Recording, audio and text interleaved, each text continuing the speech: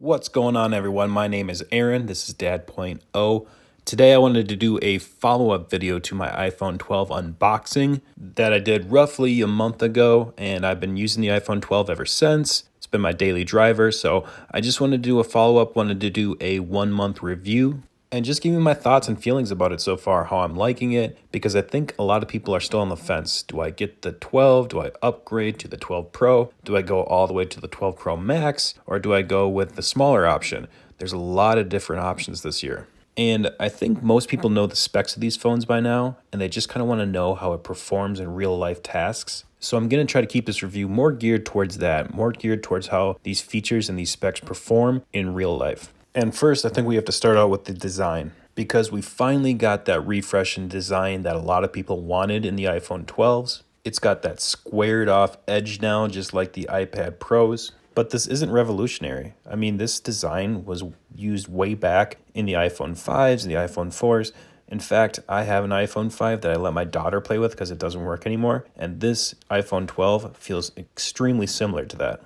But I, along with a lot of other people, really enjoyed that design. It was a great design. It was easy to hold, felt great in the hands.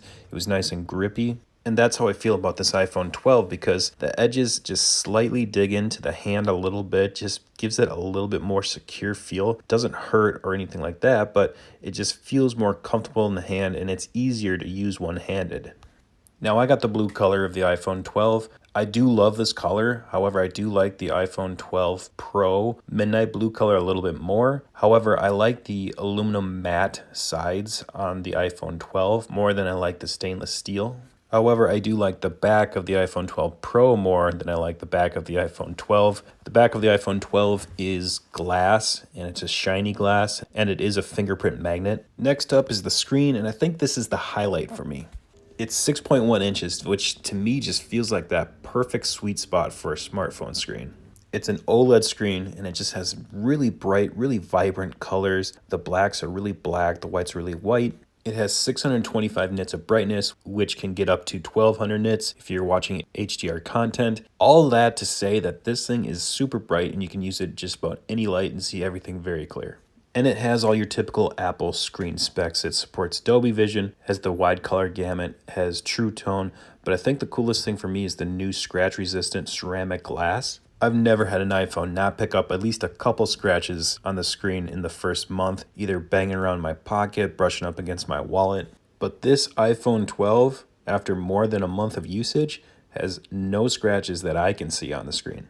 So the screen is awesome, the build is awesome, and the weight, it feels great too. This is really light. It's 164 grams or 5.78 ounces, and it's just super easy to hold for long periods of time. And with all that combined, I have to say that this is my favorite iPhone to use. Just having it in the hand feels comfortable, it's light, it feels secure in my hand, the screen is beautiful, everything just works. When it comes to the cameras, yes, you have kind of the typical camera bump that Apple has on their phones now. Some people really hate this. I personally don't mind it, and I don't really care about it, especially because I think most people are using a cover with this phone that will just make this bump unnoticeable anyway. And these cameras take beautiful shots. I mean, some of the best shots that I've seen. The video recording is great. You can do 4K HDR video recording at 30 frames per second. And one thing I really like is how quick the camera is. Especially coming from the iPhone 8, I would miss so many moments waiting for my camera to be ready to take a shot. This one, you open it up and it's ready to go within a second. You got the dual 12 megapixel cameras on the back, and then you have the 12 megapixel camera on the front. This is a great selfie camera. I mean, I don't take much selfies, but there's a few that I've taken with my daughter that when you put them in portrait mode, I mean, they come out really great. Speakers are really great as well. They get super loud. I mean, this is the loudest I've ever heard speakers on a phone. For the quality of the speakers, I'm not an audiophile, but when I play music on this, it does sound great. However, I will say when it comes to the quality of the speakers, sure, this one sounds a lot louder than my iPhone 8, but I can't really notice a huge difference between quality. It doesn't make me go, oh wow, these are so much better. This does have Bluetooth 5.0 and Wi-Fi 6, so if you have a Wi-Fi 6 enabled router, you can get some faster speeds and larger range. But I think the big thing a lot of people want to know about is the 5G. And I'm lucky enough that I do live in a 5G area. So when I do a speed test on 5G, I normally get between 100 and 150 down and then 20 to 25 up on 5G. That's pretty much 2 to 3 times faster than what I was getting on LTE in my area. So obviously that's a huge selling point, and I expect 5G to get even faster and faster as we develop it. Call quality and reliability have been perfect so far as well. No drop calls, no cutting in and out. Everything has worked great for calls. For performance, the A14 Bionic just flies through just about anything you're gonna ever put an iPhone through. Not only just your everyday tasks like email, social media, text, calls, gaming, whatever you normally do, but I've been putting this through some paces. I've been doing some 4K video editing that I shot on this and uploading that, so I've been trying to push this a little bit more than the normal user, but it still just flies. It handles all that, no problem. And like I said, I just don't think there's anything that you would typically use on an iPhone that wouldn't really slow this down. And even multitasking, I mean, you can open up a ton of apps and not see any slowdown. This does have 4 gigabytes of RAM, which is 2 less than the Pro models, but again, iOS is so optimized for multitasking that 4 gigabytes of RAM handles almost any multitasking that you're going to do with no problems. So I think with the speed of the A14 Bionic and the ongoing iOS optimizations that they're doing, I think this phone is going to last well into the future. And if you're like me, I only buy a new phone every 3 to 4 years. And when I do, I want that thing to last for at least 3, 4, 5 years, and not only just last, but be speedy. And I fully believe that this iPhone 12 will be able to do that. For battery life, this is always a little bit tough to kind of tell people what to expect because it really depends on what you're using your phone for. Someone that's going to be gaming for a couple hours a day is going to see a lot less battery life than someone that's just using their phone for social media and email and surfing the web.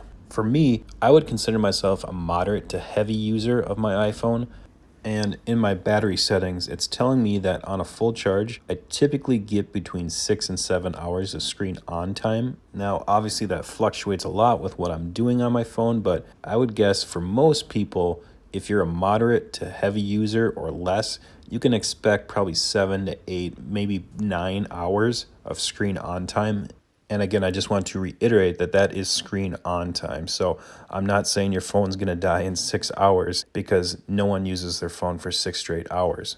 Or at least I hope that you're not doing that. But you can expect to get through most days just fine.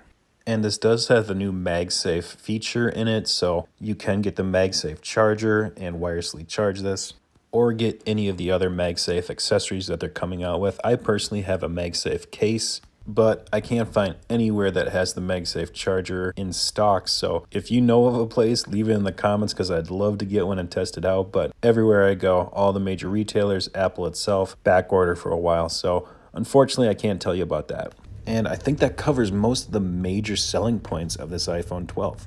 And after a month of usage, I have no regrets. I love this phone. It's my favorite iPhone so far. And when it came down to it, I knew I was either going to get the iPhone 12 or the iPhone 12 Pro. I didn't need the Max. That was going to be a little bit too big for my usage. And I didn't want the iPhone 12 mini because that felt like it was going to be a little bit too small. And I came to the conclusion that I was going to get the iPhone 12 because while I liked the iPhone 12 Pro's color, the midnight blue, a little bit more, the camera was a little bit nicer, you get 6 gigabytes of RAM rather than 4, none of that really pushed me to upgrade or spend a little bit more money. Because, like I said, the 4 gigabytes of RAM performs flawlessly on the iPhone 12, and I just didn't feel like I was going to use that extra camera on the iPhone 12 Pro. So I saved a little bit of money, I got a terrific phone, and like I said before, I'm not looking back. I'm very happy with this purchase. I have no regrets. So in the end, the goal of this review is to help you make a buying decision, and I hope that this does. I know when I am trying to make a buying decision, I do a lot of research as to what people say about it. This is just my honest feelings of the iPhone 12 after a month of usage.